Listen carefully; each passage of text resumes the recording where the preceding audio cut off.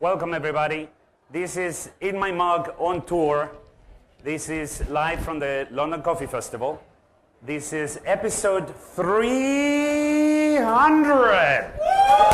Great. Awesome. For those of you who are not watching live, this will actually be on the Haspin website on August 11th, 2014. Now, I am your host for tonight. I am Alejandro Martinez, and I am the owner of Finca, Argentina in El Salvador. I'm going to introduce my guest for tonight. So please welcome coffee entrepreneur, roaster extraordinaire, Sunderland lover, master of ceremonies, London town owner, and gnome non-believer, Mr. Steve Layton. Come on. I'm sorry for everybody. Great to have you here, Steve, tonight. Thank you. This used to be my show. It used to be, but we decided he's been on stage through the London Coffee Festival, and the least we could do for all the effort that he's put into it is to relieve him of some of the duties. It's also something to do with my voice is going, so it could go at any moment. I sound like Barry White on steroids. So we're going to have a conversation tonight. We're going to have a great time. We're going to taste some coffee. So I hope you enjoy it as much as I'm going to enjoy it. I'm sure Steve's going to enjoy it as well. For sure. So Steve, 300 episodes, huh? 300 episodes. I started back in 2009 recording these podcasts. Really as kind of like a drunken idea. First thing, it was like, it's about 11 o'clock at night in front of my MacBook. Kind of sat there with the screen, kind of going, hello, I like coffee, do you like coffee? Wow. And it sounded awful, so I just drank some more beer until I could do something that I could watch.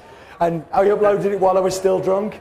And then woke up the next morning with like 4,000 views the next day. And thought, okay, there's something going on here, this could be fun. Since. Do you still remember, despite all the beer that you drank, do you still remember episode 1 then? I do, I remember episode 1. It is still on the website. Wow. Don't watch it, I look terrible on it. I'm sitting there in my dark cellar. It was Brazil Fazenda Cachoeira. Remember it super well. It was in my Homer mug as well. I had a big blue Homer mug. And that's where the name came from, because it was like, it's in my mug. Yeah, that'll do, that's a name. Wow, a lot of thought went into it. Well, so that's a lot of history on the In My Mug series. For all of you, any one of you who want to watch it, visit Haspin website. They have all the episodes in there. But so I mean, what it is, it's also inmymug.com is where you can kind of go and watch the past ones, and you can also subscribe. So on a Friday, I'll send out a bag of coffee in the post to you. You get to drink the coffee and watch me be an idiot on the set, kind of going, it tastes of this and it's amazing, and get overexcited. You also get to have things like Roland's Daft Fact. It's great to have actually Roland on, because Roland's Daft Fact is me holding up a big head of Roland going, hello, my name's Roland Glue. And that's how he really talks. Told you. So, how long have we known each other, Steve, now? So, via email since about 2010, I think it was. Yeah, I think that's right. Yeah. And then in 2011, I was in El Salvador visiting some farms. And I get this weird email, kind of like, Steve, we should meet up. And I'm like, okay, I don't know you. But I said, look, I've got from 6 o'clock in the morning until midday, and then I've got to be somewhere.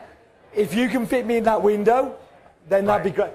And at 5 o'clock, he was sitting outside my hotel, like waiting for me. I had to drag him out, which was actually quite easy to spot you, because there was no one in the lobby. It was 5 a.m., dark.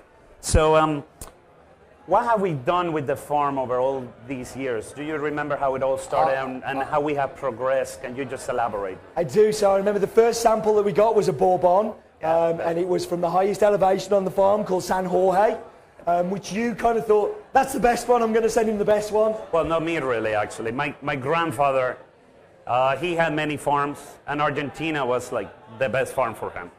And the coffee from San Jorge, he would always pick and dry it on site at the farm, and that's the coffee he would drink for the rest of the year. So think about that. It's like, well, I mean, he farmed it for so long before I did. So he may know something. So that's probably where the best coffee comes from, and that's why you receive that one. For sure. And to be honest, like what we did the following year was we broke it into smaller broke it down into a pulp natural and a natural. So on Argentina, they only ever did wash coffee, but we said to Alejandro, do you want to try this? And he was like, I'll try anything. Yes. Like, what do you want to try? So we did that. And then the following year, it was like, how about we try fermenting it in Coca-Cola instead of water? Would you try that? And he was like, yeah, I'll try that. Okay, can we get a bit weirder here? So he's like, can we try fermenting it in orange juice? And he was like, yeah, we can try that. And it's like... Actually, it was tamarind juice. Oh, tamarind juice. Okay. Yes, back home, tamarind is big, and it's just, you get it, put it in water, and it's very acidic, you would say, and sweet. It's like a sweet and sour juice. And then, so we put the coffee in there for like 2 days or so, sure. Yes. And then he got a bit crazy, and I was like, well, could we put it in like in alcohol and see what that did? And you were like... Very cheap alcohol, by the way. Very cheap. He was like, yeah, we'll do that. So they weren't very good experiments. They all tasted pretty bad. But we also broke the farm into small tablons. So tablon is like a parcel or an area. Patch, yeah. So you don't want to refer to the farm as, the farm. So for the workers, you try to split it up in smaller areas. So you're working in a different area all the time. So tablon helps us separate it. And we try to do it by soil type, I don't know, like terrain types, and that's what helps the farmer define the areas within the farm. And sometimes you look at the map and you can see why that became an area, because it's just a perfect plot to kind of sit in there. And then this year, we kind of took it another level forward, and that's where this guy over here, Mr. Dale Harris, the second best barista in the UK, kind of comes in. So, Dale, do you want to tell people kind of what we've done this year? Come in.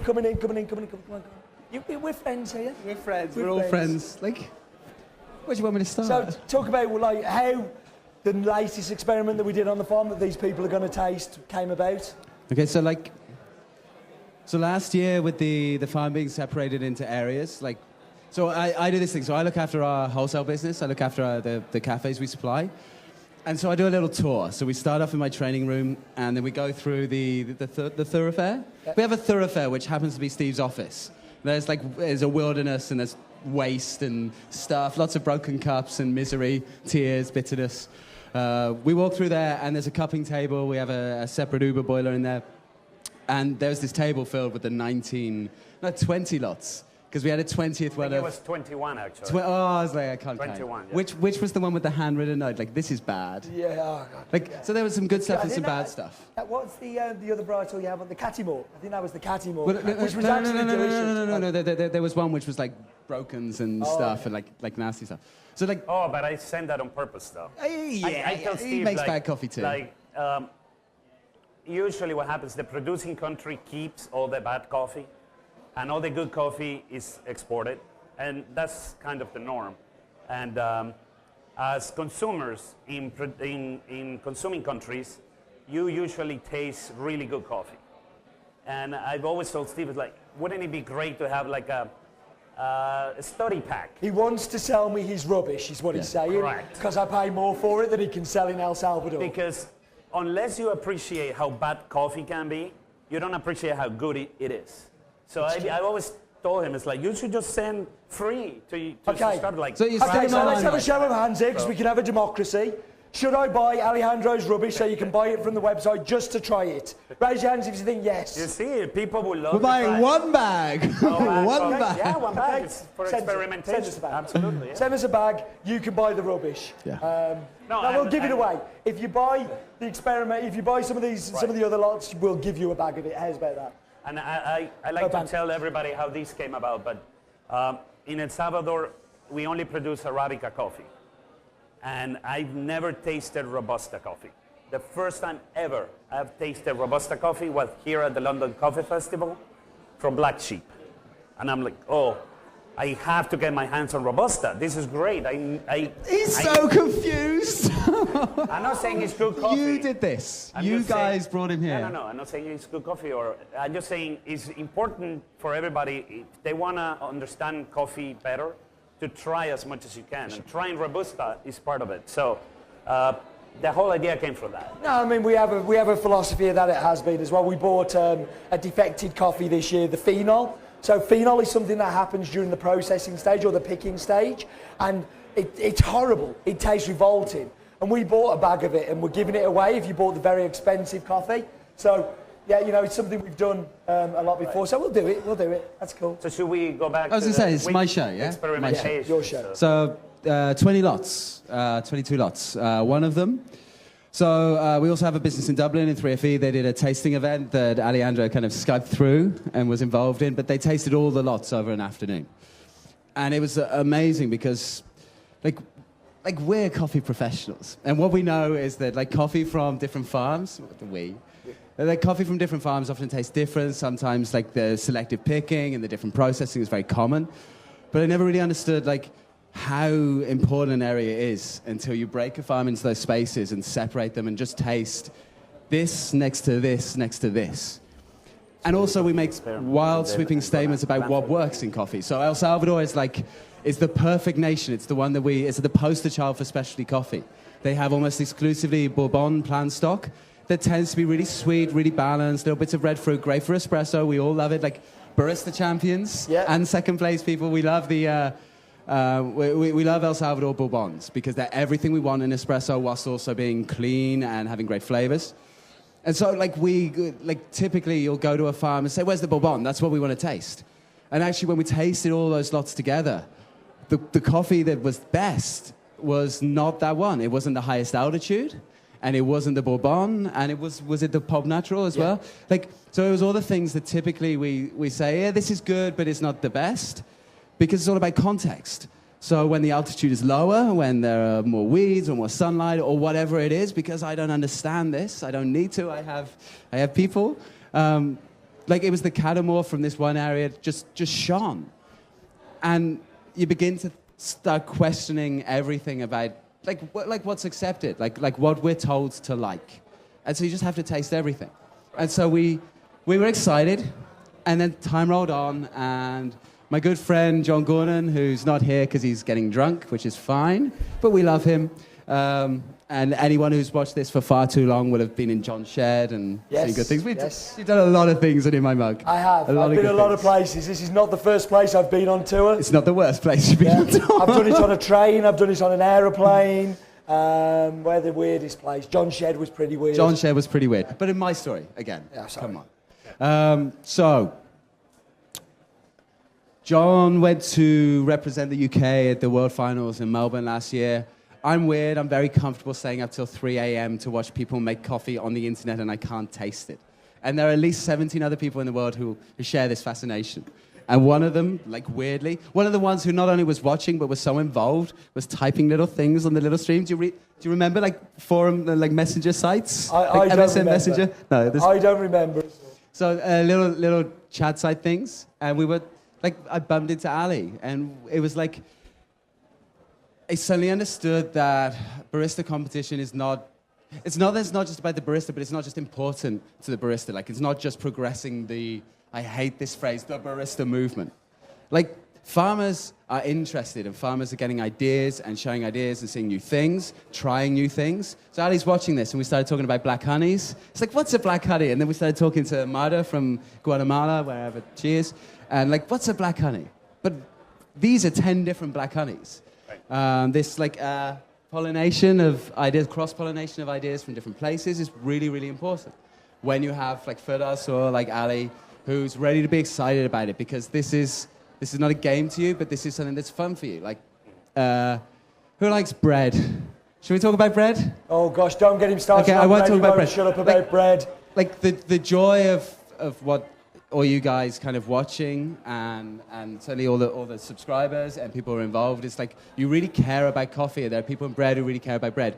And there are people in farming who care about farming. There's people who care about coffee enough to come and watch us talk about it live at London Coffee Festival. For a long time. For a long time. People who are doing it for passion do amazing things. We say this all the time, but good people make good product, and every year it gets better not because they're worried about the money or because they're going to get paid more for better quality, but because it matters in here, and Ali's someone it matters in here. 2 months on, like we Skyped, and like I got to talk to a dude from El Salvador who had ideas, and yeah, I'm kind of done. I'm tired. Right. Okay, well, we're going to talk about the fertilizer treatments and what we've actually done with this. We'll talk a little bit about that. So Dale basically said is he's a barista. He knows how to brew the coffee, but he didn't know anything about farming, and it was a little pretentious for him to tell me, this is how I want you to pick the coffee, and this is how I want you to manage the coffee. Can we have a whinge about other roasters? So basically, he said, what would you do different if we're going to work on a competition coffee? And I thought that was great. I told him, how about we fertilize the plant a lot? And I actually used the phrase la foie gras. And you know, you have the geese and you stuff the geese with a lot of food, and we did the same with the plant. They're less politically correct in El Salvador. Yeah.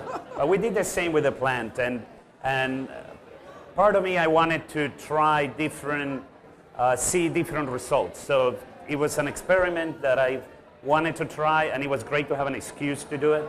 And it's really important. I mean, I think the important message here is that a lot of coffee roasters go on buying trips and they turn up to Origin and they'll say, you should do this, you should do that, and have no knowledge of what they're talking about at all. I'm very much of the opinion, I go along and I make beans go brown.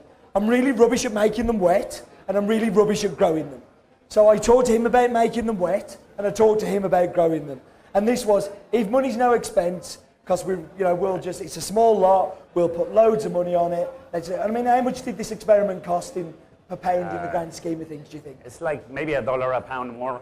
So do you know how much that'll cost you extra bag? 20 pence, 30 pence. Like, it's nothing in the grand scheme of things to do something amazing and something that we've learned so much of. So Ali sprayed, you always spray. Let me explain. So what got me intrigued is that they have been, and my dad has always told me, is that foliar spraying doesn't do anything to the productivity of a plant. It's been researched in Costa Rica. I've read the report, so don't waste any money doing foliar sprays. So when Dale called me, I actually thought about, well, what foliar spraying does to quality.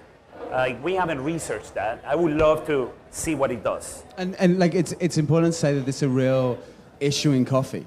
There is research that happens in terms of yield, in terms of disease resistance, but like there is no investment from anyone. There is, like, the specialty market is so small that we don't have the money or the leverage to invest in the proper science to learn what's going to make coffee taste better. So at the moment, there's no science, and it's only when people gamble and take risks and have ideas that things happen. I wanted to try that out, and actually what's interesting is I told Dale, we're going to do that. I want to try it for myself. And then I went back to him and listen, talking to the technicians, we're going to go overboard with the fertilization we're going to use. And if you saw his presentation, I mean, he detailed that, but every 15 days we were applying foliar sprays to the plant in huge amounts. And I also, talking to technicians, they said, have you thought about molybdenum? Really, molybdenum? Yeah, it increases the sweetness in sugarcane. Okay, so if it does it with sugarcane, maybe it does the same with coffee. So we did another separation, and in the end we ended up with 3 different coffees: the control sample, the regular competition coffee, and the one with molybdenum. And the difference was huge, according to Steve, because when I tried it, I thought like, they're kind of similar, but Steve actually tasted very different. On a blind cupping table, so that's how we cup everything. There were 3 bowls on there. There was a sample, like a control sample, and then there was the molybdenum and the one that had been fertilized. And I've done it 3 or 4 times now, and every time I go back, it's exactly the same order. That's the sweetest. And I can pick them out now. I know that they're different, and it's been a great experiment. Something I'm actually thinking about. If there's enough interest, we'll pay some money to do that next year in a bigger part. So no, and now my father wants to put molybdenum in all the farms. But it's great. So buy molybdenum shares quickly. Yeah. But it's great that as a farmer to get the opportunity to try new things and to work with people that encourage you to try new things. And I don't know, Steve, what other experiments do we have planned I don't know. For the future? I've only just finished this one, but we'll talk. We'll get drunk and come up with some crazy ideas. Right. So, I find that's best for our productivity. The more we drink, the better we get at being crazy about what we're going to do. Okay, So, great. yeah. So now what I would like to do is for you to get a perspective on where Finca Argentina is. So we're going to go to the map bit.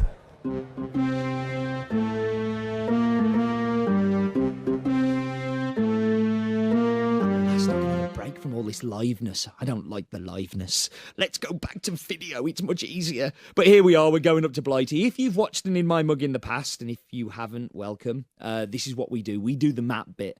And we're going down to Central America because obviously El Salvador is in Central America. I bet you while we're doing this, Alejandro's going to be sitting next to me going, he's gone all this wrong, he's gone all this wrong, because he does that a lot. But let's go down to El Salvador. Now you can see that I buy from a specific part of El Salvador. But El Salvador is known as the land of volcanoes, and it has some of the most active volcanoes in the world. There was an eruption around about 18 months ago, very near to this farm. So we're going to zoom down, and you can see this spine of farms, and it really, like, this just kind of happens, not by a plan. It's just the coffees that we cup on the cupping table give us this great diversity. So let's go down to Argentina. And these are the trees that you can see of Argentina. And where the actual flag is, that is the farm. That's the farmhouse. So we're going to zoom across. Now, you see that little bare bit of land? That's a geothermal testing site. And we might get to see a little bit more of that. There we go. So you can see that. That's a geothermal testing site where they used it for power. So the highest point is Cerro El Pital at 2,730 metres. And the lowest point, of course, is the ocean, which I have paddled in with Alejandro in the past. He got to see my pasty white milk legs. But let's zoom in. So in the distance there, if you just see, that's Guatemala and San Sebastian. So that tells you kind of like, it gives you a rough idea of the geography. And there's the sea that I've paddled in with my pasty white legs. But there's the farm. And there is just like an amazing view and an amazing, amazing map bit. Your own map bit while you stand up here, that's very strange. So a few interesting comments here, but the land of the volcanoes just in January, actually, when Steve was visiting, in the east part of the country, the San Miguel volcano erupted, and it caused a lot of damage to the farms on that side of the country. And 4 or 5 years ago, the Santa Ana volcano erupted and caused a lot of damage on the western part of the country. Actually, in Argentina, we had a very low yield due to the ashes that fell down from the volcano. So it's a good and a bad thing. Rich volcanic soil, but every now and then they go kaput. So this is a point where I'm going to take over because I want to talk to you about the soil. Sure. And on Argentina, I believe you have some little friends that live on the farm with you. Oh. Do you want to tell us about gnomes? The expert on gnomes is actually called Rudolf Steiner, which was a philosopher from the 1930s. So if everyone wants to go and read about his work... If he's so clever, how come he's dead? To do so. And according to Rudolf Steiner, gnomes are ethereal creatures that live in the soil, and they are visible, but our mind is blocked, and our eyesight is blocked. So we need to lift the veil into the ethereal world and the astral world in order for us to see them.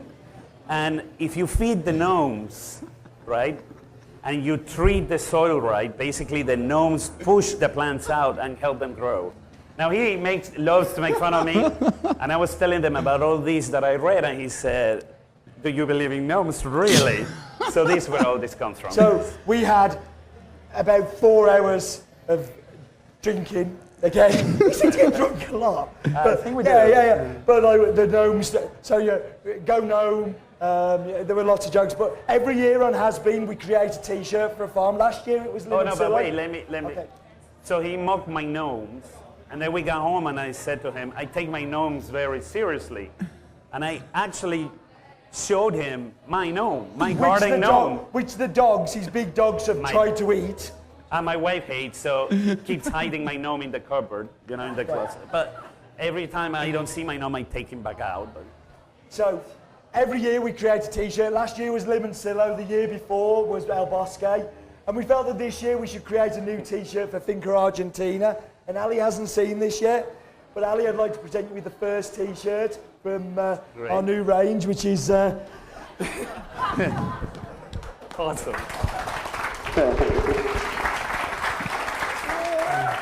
Well, And you guys are going to be lucky enough to win one of these t-shirts. I've got 5 to give away from when we do the tasting. But before we do that, I think it's time, for the first time, to Roland to say his own daft fact. So please, Roland, come on down. Roland's daft fact.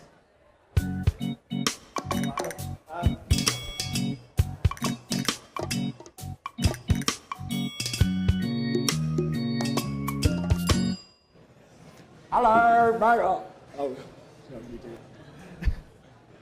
This is a bit weird. I've never done my own daft fact. But Steve's been doing these for a while, and I'm afraid I've had some really negative feedback on them. I'm really unhappy. People say it's not right. They say every time he says it's a daft fact, and it's always really interesting. And I said, I'm going to fix that. So today is a genuinely daft fact. Alejandro Martinez, owner of Finca Argentina, grows the best moustache I have ever seen in my life. Thank you. There we go. Roland's daft facts.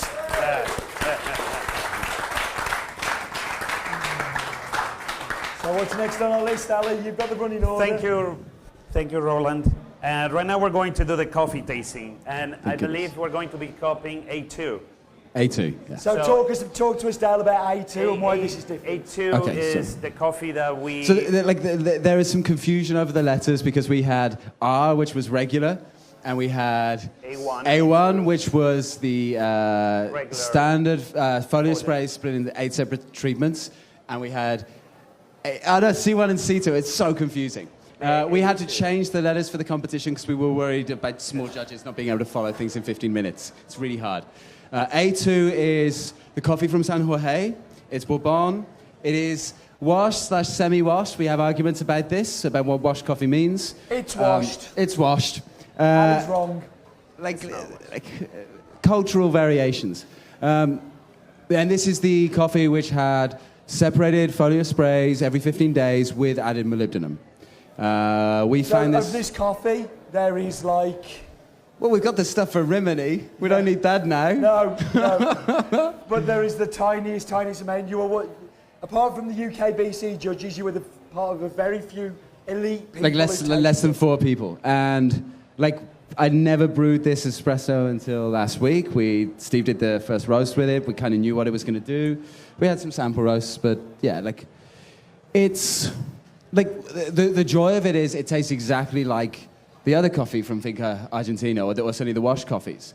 It tastes the same. It's the same flavor descriptors. From my competition, I was able to change the coffees from A1 to A2, and even the C coffee. The flavors didn't really change, just the intensity of them did, which probably tells us something about where some of this flavor is coming from. But also something about what molybdenum has done, what those folio sprays have done, which is just pushing intensity rather than changing the actual names of the compounds or quantities of the compounds that are in there and breaking down. So this actually, if you're really bored and you have a lot of time on your hands, you can scroll back, you can find the other videos that we've done with Ali from Finca Argentina, and you can see, I doubt this coffee would taste that dissimilar to the first coffee we had from Finca Argentina. So do you want me to say description? You've got to do description. Yeah, go for description. So as brewed coffee, and I'm dying to have a full mug. I think we should go and grab it. Okay. So, Roland, don't forget us. Yeah. We'd like drinks too. Like a full one? Like none of these little taster portions. Oh, he Roland. knows! He knows! And the gnomes, according to Rudolf Steiner, are tricky creatures, and they play tricks on you, by the way. So there you go. There's one. Nobody saw him. So I want to give you a chance of winning some of these T-shirts. So from this, I want you to give me a descriptor. I want you to tell me what you taste. So for instance, Dale's going to give you a descriptor now. A correct one or just a one? A correct one.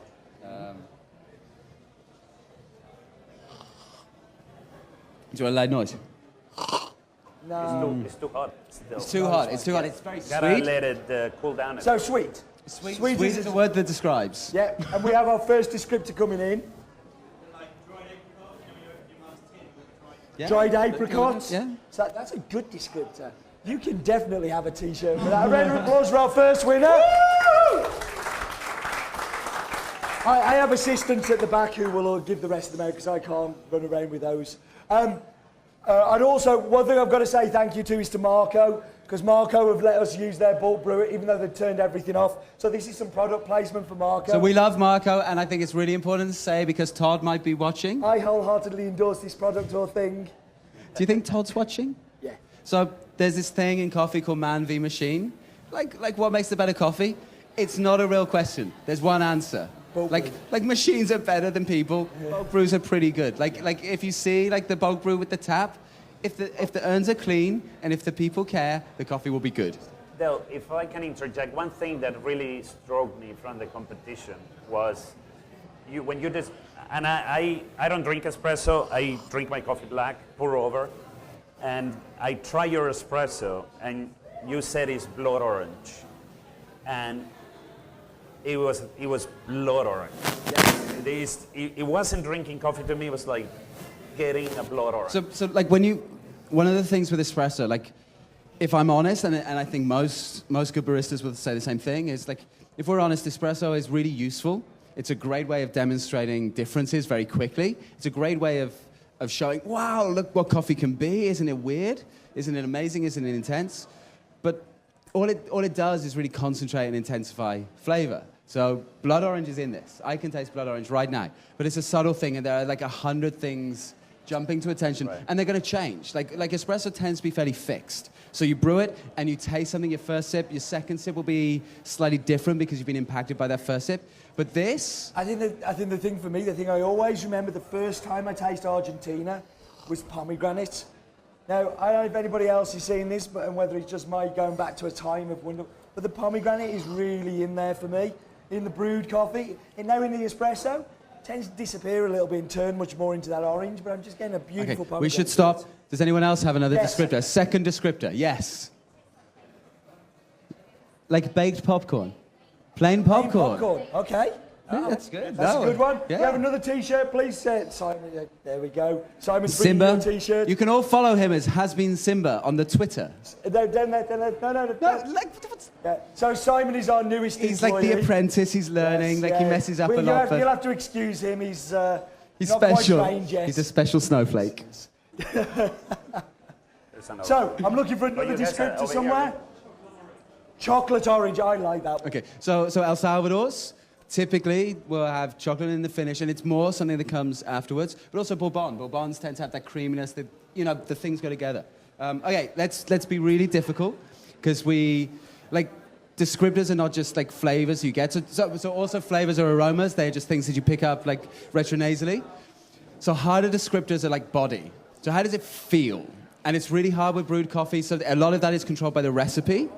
But if you taste this coffee side by side with another coffee... If you didn't get the coffee, by the way, I apologise. We have run out because there was that little of it.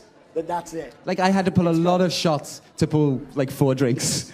It's wasteful. Like, does anyone have a descriptor about how this feels on the palate? Chocolate? It's okay.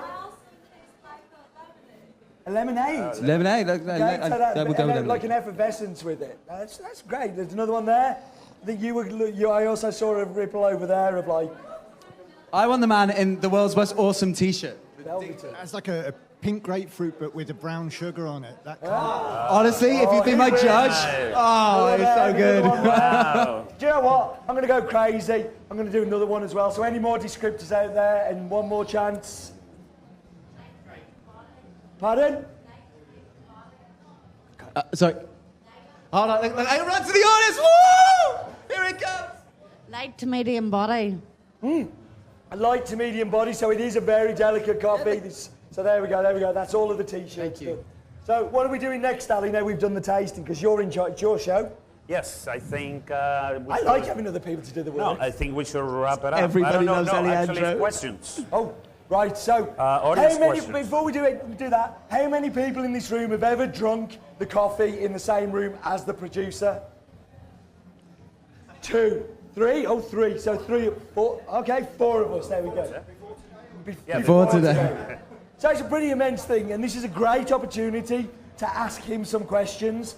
So we'd like to throw it to the floor, any questions, and Dale will run up with a microphone and let you ask it. So raise your hand if you've got a question for My best buddy. To anybody. I mean, you have the grower, over there is the barista, and here is the roaster. No, he's the and roaster. Roland also roasted. Steve told him how he wanted to roast, and Roland roasted. So you can ask questions about how to roast, how to brew, how to grow, whatever. So go on, run round. Oh, God! Go. How do you roast your coffee on site?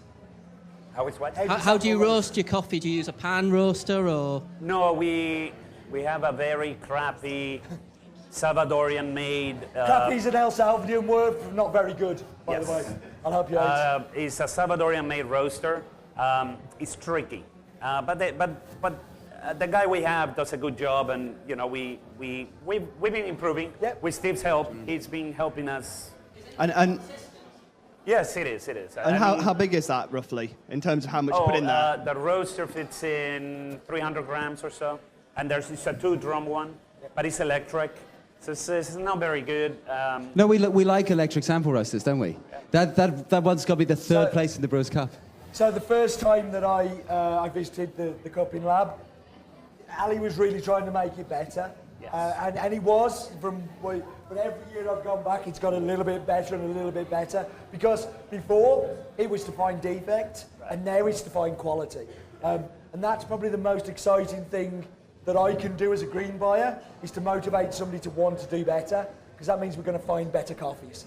So I'm not proud of many things in my life. In fact, I'm quite embarrassed by many things I've done, but that is definitely one thing I am proud of. Last year we did, for the first time, we did palate cleansing. So when Steve showed up, we actually had pieces of apple.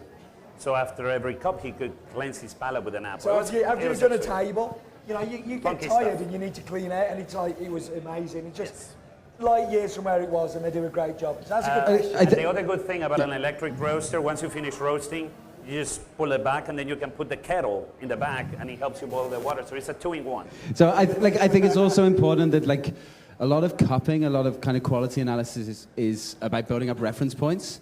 And Ali's been around he's been tasting the Robusta here. He came back very, very excited with a coffee from another farmer in El Salvador that a roaster in the States had roasted, and we he ruined our evening because we really wanted to prepare for some stuff, and instead we had to taste this other coffee, but he's tasting as much stuff as he can so he can better understand it. So when they're cupping, it's a more useful tool. The other thing is when you make buying decisions. So Steve will cup in El Salvador, cup coffee with Ali. They'll make decisions. They'll get a reference point. But then we make buying decisions back in Stafford. We cup together. If it tastes good in Stafford when it's raining on a Tuesday morning, then it's going to taste good anywhere. In El Salvador, with my best buddy, the sun's shining, we've been to the beach, he's going to take me for beers in the evening. I'm in a little bit of a strange place to make a buying decision. So I like to kind of taste it in Stafford when I get back and make that understanding. But, And I just wanted to add, you as coffee consumers have it the best. I have to tell you guys. Don't forget to tell those guys as well that are going to watch on the stream and watch in the future. So you can try coffee from Bolivia. You're so lucky. From Sumatra, from Ethiopia, from Rwanda, from El Salvador, from Nicaragua. And for us, we only get Salvadorian coffee from different farms. But last time I visited Steve, the highlight of my trip was to be able to get back from him back home Ethiopian coffee and Bolivian and Sumatran and Indian coffee. You tell me the highlight was seeing me. Well, a little bit. Okay, too. next question. Have we got another question? I'm going to go at the back, actually, at the back. There we go, Tom. So Steve talked a while ago about there's a farm in Kenya that had pepper next to the farm and the coffee had a peppery taste. Would you ever put a different fruit next to the coffee to make it taste like that fruit, maybe pears or bananas or apples?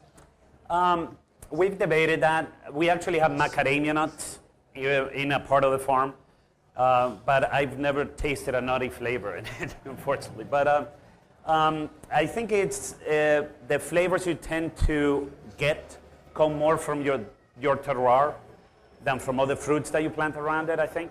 But we can talk about one of your biodynamic friends, Adiodato. Yep. Terra Mata. So we had a coffee a few years ago. We're not able to buy it anymore because of the logistics of buying from Bahia. But we had a coffee that there was a small area that was growing under pine trees. And so I'm not the best person to ask about this coffee because I don't like the taste of Jif toilet cleaner. But it had like a resiny, like resin, like drug and piney note to it. So sometimes he loves biodynamics. You two, get a room. Next question. Okay, we'd have 2 questions and answers at the same time. I was wondering, what variables have you got when growing the coffee, and how do you control them? Okay, hold that in your head, don't answer. Oh, mine's quite a long one. Oh. Okay, we'll come back. There are a lot of variables, like people that I've been talking to ask me, how are you dealing with roya, which is a fungus that grows on the leaves and kills the tree eventually if you don't protect it. So you try to do what you can, but you have climate, like the temperatures, the rain. Some people tell me, how is the harvest for this season? Well, the blossoming was great. I don't know how it's going to end up. So you have weather variables, let's put it that way, and you also have other variables like crime, people coming in and stealing your coffee, and politics. Politics like too, or if there's a storm and it washes out the road, then you cannot get to the farm, so you are not able to fertilize on time. So there are a lot of variables, and as a farmer, what we try to do is try to stick to a time frame. So there are certain rules that you try to follow. So you will fertilize as soon as you have the right level of humidity in your soil, and then every 45 days you will apply another fertilizer treatment. And 45 days, because that's basically the amount of time it takes for the plant to absorb all that, move it through, and then it's hungry again, so you want to feed it again. And so you work with what you have and the timing as to when you prune, when you lime the property. So all that is what we try to manage, and everything else we just leave it to the gnomes. Leave it to the gnomes. Okay, so long question. I'm going to hand this to you. I'm going to be disappointed if it's not like an essay. So I don't know too much about coffee or growing coffee or anything about that, but I have studied wine. In growing wine, there's a lot of counterintuitive things, such as not letting your grapes get too much water and not having them in too fertile a soil, because they then need to grow out of that. They need to put their energy into growing grapes. Is there counterintuitive things in growing coffee? Are there things where it seems like you're being cruel to be kind almost? Yeah, I think before you answer that one, my experiences from other, like the coffee plant is so different to vines. Like, if it gets a little bit cold, it dies. If it gets a little bit hot, it dies. If it gets a little bit windy, it dies. Like, it is such a wuss that if you make it struggle just a tiny bit, it'll die, and it won't produce anything. So it's such a different kind of plant.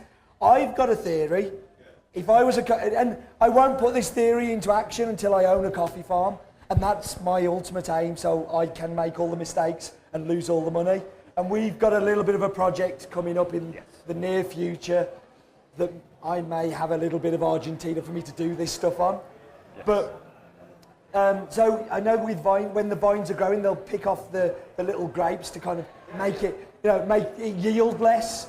Now I think there's something in that with the coffee plants. So actually we discussed this. So we knew this here in El Salvador. So you have like a 2-year cycle. Is there a word for this? You have a big it's crop? biannual. So you will have like a high production year and then a lower production yield. Then as a producer, what we try is to minimize the volatility. But you don't want to have 1,000 one year and then 500 the next. You want to kind of stick around 750, 800. To give you an example, there's a production. So no, but what Steve's saying is true to a certain extent, but the coffee plant actually is a little resilient. And it's resilient in El Salvador because you have such great altitude. Depending on the variety, you use, the plant is more resilient or not to diseases, weather, all that stuff. Whoops, sorry. Dale's ruined it all. Come across a bit. And I lost my thought now. But but the plant undergoes a stress level, and basically what you're doing with that is you try for the plant to blossom a lot. So if the plant feels a lot of stress, so it's about 3 months of no rain in El Salvador. So the plant is stressed out, and as soon as we get the first rains in March, the first real rains, then all the coffee trees blossom. And that's great. But if it's raining all the time, the plant is like, I don't need a lot of, fruits and stuff. I'm okay. So you do want to have a little bit of stress to it. Yeah. there's also a really big difference between coffee and pretty much anything else you have. So in wine, you're tasting grape juice that's been allowed to ferment. So lots of the stuff that's in the grape juice is still there. Unless it's been broken down by the yeast during the fermentation, it's still there. In coffee, like, you don't drink green coffee. You can't. No. You roast it. And when you roast it, most of the sugar that was there is destroyed.